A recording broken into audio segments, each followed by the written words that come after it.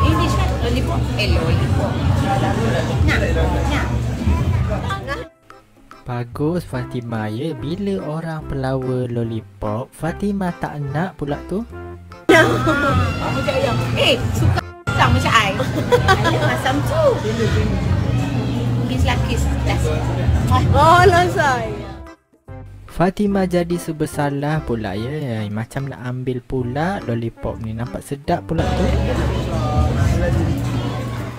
Desain Devi sangat ni. Desain Devi sangat ni. Fatimah intai je lollipop tu. Nampak mami ada dekat sebelah tu, tak jadilah ambil.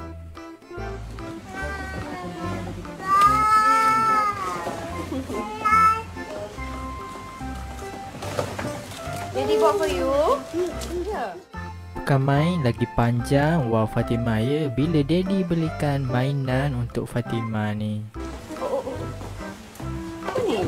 Kitchen. Oh, superstore.